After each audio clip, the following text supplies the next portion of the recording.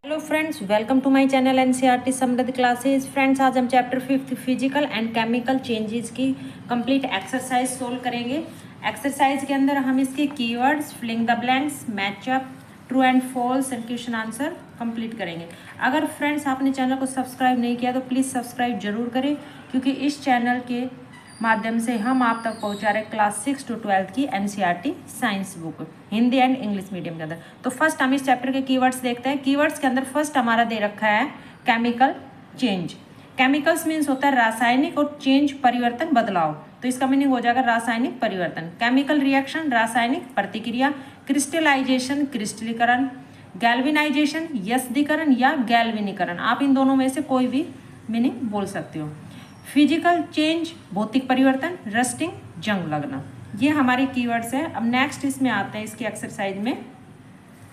Exercise के अंदर first इसमें क्वेश्चन आता है हमारा,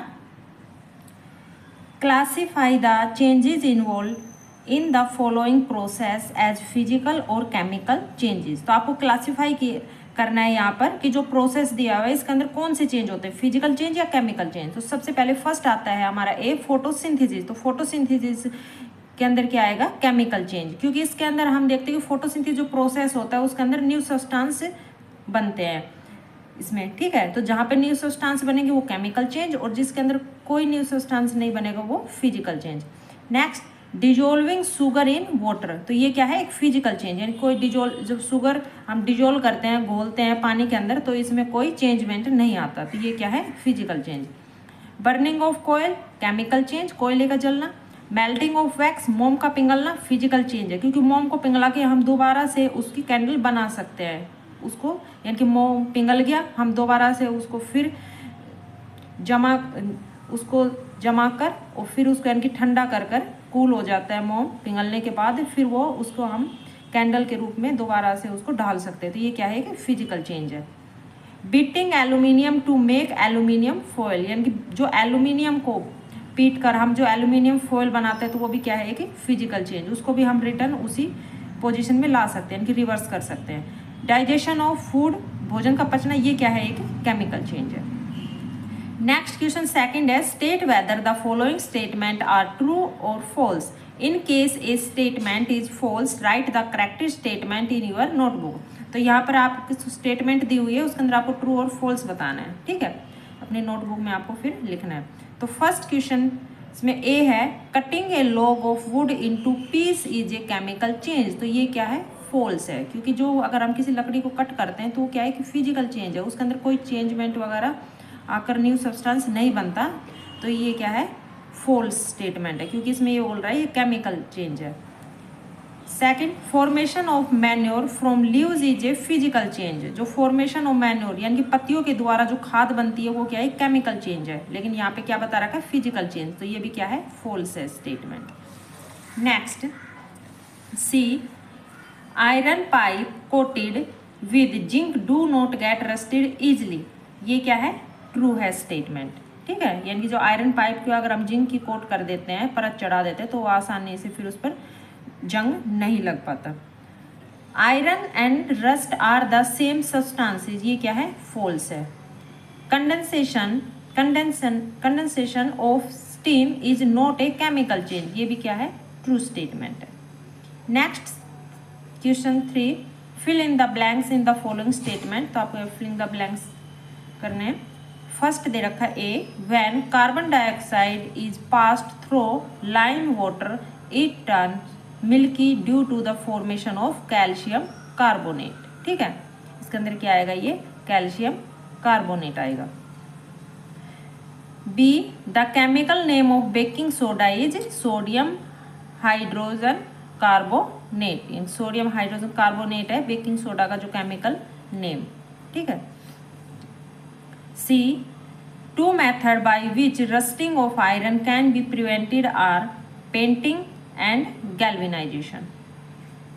D, changes in which only blank properties of a substance change are called physical changes. तो क्या आएगा यहाँ पे, फिजिकल प्रॉपर्टी। अगर केमिकल चेंजेस होता तो यहाँ पे केमिकल प्रॉपर्टी आती।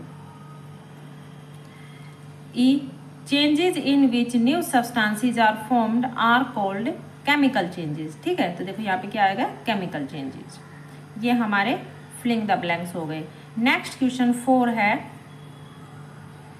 क्वेश्चन 4 के अंदर when baking soda is mixed with lemon juice bubble are formed with the evolution of a gas, what type of change is it explain.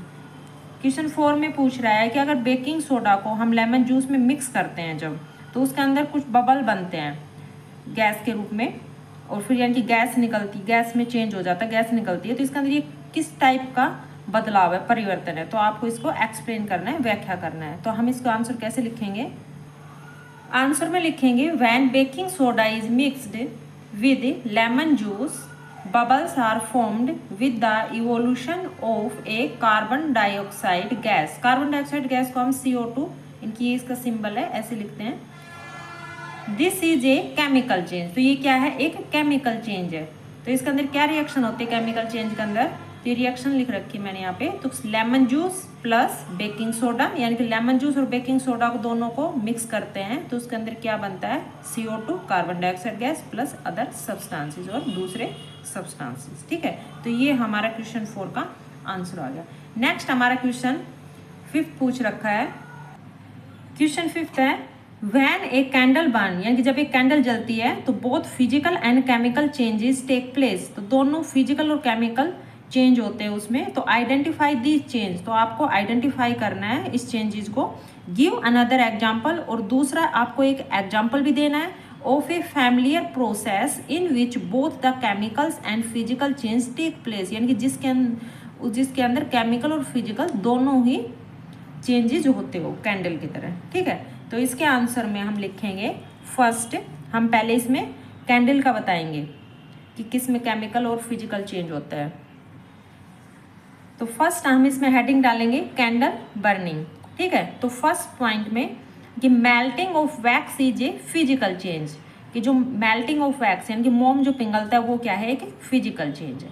ठीक है, next the burning of a gas with the evolution of CO2 is a chemical change, कि जो candle जलती है तो उसके अंदर क्या CO2 गैस निकलती है। ठीक है, तो ये क्या है, कि केमिकल चेंज हो गया।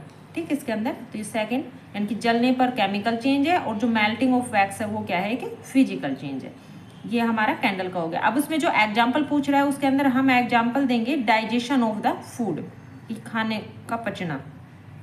तो डाइजेशन ऑफ फूड हेडिंग बनाएंगे, ये इसका एग्जाम्पल है। जो एग्जाम्पल पूछ रखा है फैमिलियर, यानी कि सेम जैसे कैंडल की तरह ही। तो इसके अंदर तो physical changes is the breakdown of large food molecules into simple substances. तो फिजिकल चेंजेस में डाइजेशन में क्या होगा, कि जो लार्ज फूड मॉलिक्यूल्स होते हैं उसको सिंपल सब्सटेंसेस में टूटना, ये एक फिजिकल चेंज है। The chemical changes is the digestion of food by the action of HCl and enzyme. HCl यहाँ पर हाइड्रोक्लोरिक एसिड का नाम है। ठीक है, जो हमारे स्टमक के अंदर होता है, जो खाना पचाने में हेल्प करता है। तो जो केमिकल चेंज क्या है, खाने का पचना, हाइड्रोक्लोरिक एसिड और एंजाइम की प्रेजेंस में, ये क्या है, एक केमिकल चेंज है। ठीक, तो ये हमारा क्वेश्चन 5 का आंसर हो गया। नेक्स्ट क्वेश्चन 6 आता है। क्वेश्चन 6 में पूछ रखा है how would you show that setting of curd is a chemical change. आप कैसे बताओगे कि जो दही का जमना एक केमिकल चेंज है।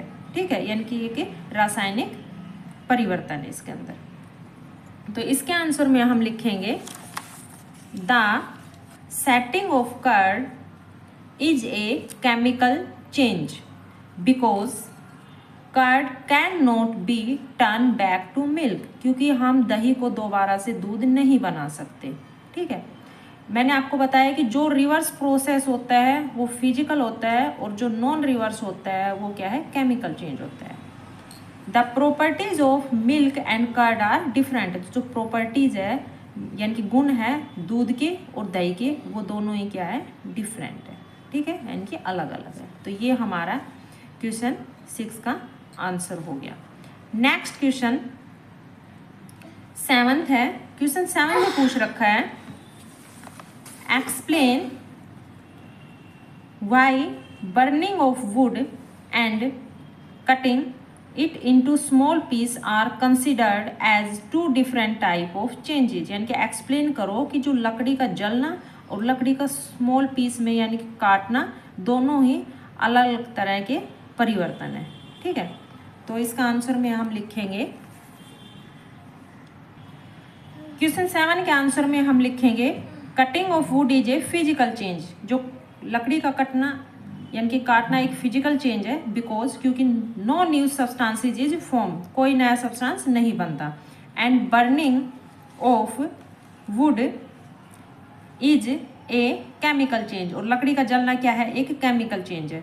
Because in burning new substances is form, क्योंकि जब लकड़ी जलती है तो उसके अंदर नए सब्सटेंस बनते हैं, एज जैसे वुड प्लस O2, यानी कि जो लकड़ी जलेगी किसकी प्रेजेंस में, ऑक्सीजन की प्रेजेंस में, तो उसमें क्या बनेगा, charcoal plus carbon dioxide gas plus heat and light. ठीक है, तो ये न्यू सब्सटेंसेज बनेंगे, तो ये क्या होगी, एक केमिकल चेंज हो गया। नेक्स्ट क्वेश्चन 8 है। क्वेश्चन 8 के अंदर पूछ रखा है describe how crystals of copper sulphate are prepare, यानी डिस्क्राइब करोगे किस तरह से कॉपर सल्फेट के क्रिस्टल आप तैयार करोगे। तो इसके अंदर हम एक प्रोसेस के रूप में इसमें आंसर लिखेंगे। तो आंसर के अंदर लिखेंगे फर्स्ट 8 का कि take a cup full of water in a beaker. तो आपको एक बिकर के अंदर एक कप फुल पानी लेना है। ठीक है, यानी कि H2O वाटर का फॉर्मूला है, आप वाटर भी लिख सकते हो या H2O भी लिख सकते हो। ठीक है, and add a few drop of dilute sulphuric acid, और आपको उसके अंदर कुछ बूंदे डाइल्यूट सल्फ्यूरिक एसिड की डालनी है। हीट द वाटर, और फिर पानी को आपको गर्म करना है। व्हेन इट स्टार्ट बॉइलिंग, जब ये उबलना शुरू हो जाता है तो add copper sulphate powder slowly, continues to add copper sulphate powder. ठीक है, और फिर आपको इसमें धीरे धीरे कॉपर सल्फेट का पाउडर ऐड करते चले जाने, यानी कि डालते रहना है धीरे धीरे इसमें, जब तक वो गर्म रहता है तब तक। Till no more powder can be dissolve, जब उसके अंदर पाउडर डिजोल्व होना बंद हो जाता है, यानी कि घुलना बंद हो जाता है, नहीं घुलता, तो during this process continuously stair, stair means होता है घोलना, यानी कि इस तरह से आप जैसे चम्मच से स्पून से किसी से ऐसे ऐसे घुमा के घोलते हो, घुमाना। ठीक है, स्टायर, तो उस प्रोसेस को कंटिन्यूस आप उसको घुमाते रहिए, घोलते रहिए। The solution, filter the solution, leave it for cooling, और फिर आपको इसको ठंडा होने के लिए छोड़ देना है। ठंडा होने के बाद इसको आपको फिल्टर कर लेना है कि छान लेना है। Look it after some time, और कुछ समय बाद आपको देखना है। You can see the crystal of copper sulphate, और फिर इसके अंदर आप क्या देखोगे, कॉपर सल्फेट के क्रिस्टल देखोगे। ठीक है, ये इसके अंदर क्वेश्चन 8 का आंसर हो गया। नेक्स्ट हमारा क्वेश्चन 9 आता है। क्वेश्चन 9 में पूछ रखा है explain how painting of an iron gate prevent it from rusting. Explain करो, इनकी व्याख्या करो किस तरह से आयरन गेट पर पेंट करने पर यह जंग लगने से बचाता है। तो इसमें आंसर में लिखेंगे rusting of iron requires contact with water and oxygen, कि जो रस्टिंग आयरन पर यह जंग लगता है तो उसके अंदर क्या ज़रूरत होती है, उसको संपर्क में आने की जरूरत होती है पानी की और ऑक्सीजन की में। By painting an iron gate we prevent contact between iron, oxygen and water, this help in preventing rusting of iron. और फिर जब पेंट कर देते हैं तो पेंट इसको पानी और हवा के कॉन्टैक्ट में आने से बचाता है, जिससे वो जंग न लगने में मदद करता है। ठीक है, ये क्वेश्चन 9 का आंसर हो गया। नेक्स्ट हमारा क्वेश्चन है 10th। क्वेश्चन 10 में पूछ रखा है explain why rusting of iron objects is faster in coastal areas than in desert. Explain करना है कि जो रस्टिंग है यानी कि जो जंग लगता है लोहे के ऑब्जेक्ट्स पर, वस्तुओं पे, वो जल्दी से लगता है फास्टर एरिया कोस्टल एरिया के अंदर तेजी से लगता है देन डेजर्ट, यानी कि सूखे क्षेत्र के कंपैरिजन में, यानी कि जहाँ पे थोड़ी नमी होती है वहाँ पे ज़्यादा लगता है, और सूखे क्षेत्र में डेजर्ट में उस टाइप में वहाँ पे नहीं लगता। इसमें आपको एक्सप्लेन करना है। As content of moisture in air is coastal area is higher than in the air is in desert. ठीक है, so the process of rusting is faster in coastal area, यानी कि जो कंटेंट होता है मॉइस्चर का एयर के अंदर वो कोस्टल एरिया में ज़्यादा होता है as compare to desert area के अंदर, इसीलिए इसके अंदर क्या है जो रस्टिंग है वो जल्दी लगती है कोस्टल एरिया के अंदर। ठीक है, आप एक इसके अंदर आंसर 10th का ये लिख सकते हो। ठीक है, या फिर आप इस तरह से भी इसका आंसर लिख सकते हो, यहाँ पे दोनों ही इसमें करेक्ट है, किसी भी तरह आप इसको एक्सप्लेन कर सकते हो। दूसरे आंसर में आप क्या लिखोगे, rusting of iron requires contact with water and oxygen, यानी कि जो आयरन पर जंग लगने के लिए उसको किसकी रिक्वायरमेंट होती है, पानी की और ऑक्सीजन की। In coastal area humidity is more, जो कोस्टल एरिया के अंदर नमी ज़्यादा होती है in comparison to that in desert, desert के यानी कि सूखे क्षेत्र के कंपैरिजन में। Hence rusting of iron object is faster in coastal area than in desert. ठीक है, दोनों ही आंसर करेक्ट है, बस थोड़ी सी इसमें यहाँ पे सीधा डायरेक्ट बता दिया कि इस एयर में मॉइस्चर ज़्यादा होती है, यहाँ पे इसके अंदर ये लाइन थोड़ी बता दी कि इसमें आयरन को रिक्वायरमेंट होती है पानी की और ऑक्सीजन की, जो कोस्टल एरिया में ज़्यादा होती है। ठीक है, यानी कि ह्यूमिडिटी होती है। ठीक, इसके अंदर यहाँ पे तो ये हमारा क्वेश्चन 10 कंप्लीट हो गया है। नेक्स्ट क्वेश्चन पूछ रखा है 11th क्वेश्चन में, the gas we use in the kitchen is called liquify petroleum gas, यानी कि एलपीजी। जो हम किचन के अंदर गैस यूज करते हैं उसको एलपीजी गैस बोलते हैं। In the cylinder is exist as a liquid, जो सिलेंडर के अंदर लिक्विड की फॉर्म में भरी होती है। When it comes out from the cylinder it become a gas change a, कि जब ये बाहर आती है सिलेंडर से गैस के रूप में, व्हेन इट बर्न, यानी कि चेंज ए आपको बताना है इसके अंदर कौन सा चेंज है, और जब ये जलती है तो कौन सा चेंज, यानी कि बी इसमें क्या आएगा, the following statement pertain to these change choose the correct one. तो आपको इसके अंदर दे रखा है ठीक है कौन सा चेंजमेंट हो रहा है इसमें, यानी कि चेंजमेंट कहाँ हो रहा है किस टाइप से। ठीक है, तो इसमें बताना कौन सा प्रोसेस है। तो देखो यहाँ पे फर्स्ट दे रखा है process A is a chemical change, ये कह रहा है कि प्रोसेस ए क्या है, एक केमिकल चेंज है, लेकिन प्रोसेस ए में वो लिक्विड है, लिक्विड से वो गैस की फॉर्म में आ रहा है, गैस से हम फिर उसको लिक्विड में बना सकते हैं, तो ये तो फिजिकल चेंज हो गया, केमिकल नहीं है, तो ये क्या है इनकरेक्ट आंसर हो गया। नेक्स्ट बी है, यानी कि जब जलती है तो जलना क्या है, ये कि केमिकल चेंज है। मैंने आपको बताया था कि जो जलती है कोई भी चीज़ तो उसके अंदर क्या CO2 गैस निकलती है और ऑक्सीजन की प्रेजेंस में वो जलती है, तो उसमें बदलाव होता है, तो ये क्या है कि केमिकल चेंज है। तो इसके अंदर ये वाला करेक्ट आंसर आ जाएगा बी वाला। ठीक है, और ये third, both process A and B are chemical change, ये रॉन्ग है। None of this process is a chemical change, ये भी रॉन्ग है। तो इसका आंसर क्या आ जाएगा, सेकेंड आंसर आएगा इसका, process B is a chemical change.